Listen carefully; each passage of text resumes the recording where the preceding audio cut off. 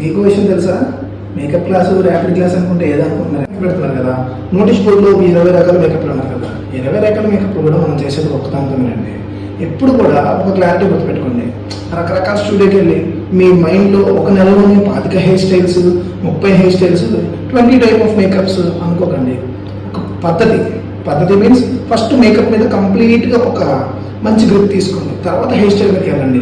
ఇక్కడ ఇన్స్టిట్యూట్స్లో ఏమవుతాయంటే makeup, hair, nail art ఇవన్నీ కలిపి పెట్టేయడం వల్ల అసలు ఏది రావట్లేదు. చాలా మంది చాలా ఇబ్బంది పడుతున్నారు. ఇది చేయడానికి కారణం కూడా అదే.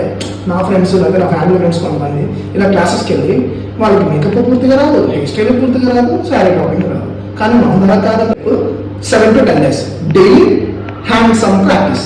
HD look, skin tone, even skin tone, bridal look, devotional look, classical makeup. మీకు ఓపిక ఉంది సార్ మనం డివోషనల్ కూడా నేర్చుకున్నాం అంటే 1 day కంప్లీట్గా ఒక మంచి అమ్మవారు లుక్ మీకు ఎలా వేయాలి, ఏ విధంగా వేయాలి, ఏ మెటీరియల్ వేయాలని చెప్తాను.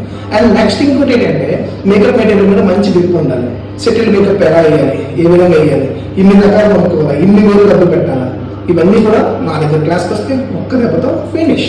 ఇది కావాలి అనుకుంటే ఖచ్చితంగా మంచిగా మేకప్ ర్యాపిడ్ క్లాసెస్ రండి. మన వైజాగ్లోనే చెప్పాలి. Easy techniques and easy policy కూడా. ఇంకొకటి మన థియరీ క్లాస్ కాదు, ప్రాక్టికల్ క్లాస్. థియరీ క్లాస్ ఏంటంటే నోటెడ్ ఉంటుంది అనమాట. ప్రాక్టికల్ క్లాసెస్కి ఒక లెక్క ఉండదు. ఎందుకు? మనకి మేకప్ మీద గ్రిప్ ఉంటుంది కాబట్టి. ఆ గ్రిప్ కావాలనుకుంటే ఖచ్చితంగా ర్యాపిడ్ క్లాస్కి రండి. మేకప్ అరేంజ్ చేసుకుంటాం. ఇది బ్యూటిషియన్స్ అనేది లేదా మేకప్ ఆర్టిస్ట్ సగం నేర్చుకుంటారు. అసలు నేర్చుకోవడం రాలేని వాళ్ళు, అసలు మేకప్ రాలేని వాళ్ళు కూడా ఈ 10 days ర్యాపిడ్ క్లాసెస్కి రావచ్చు. మర్చిపోకండి, వచ్చారాకు ఒక నెక్స్ట్ లెవెల్ మేకప్ ఆర్టిస్ట్ అయ్యే అవకాశం మీకు ఉంటుంది.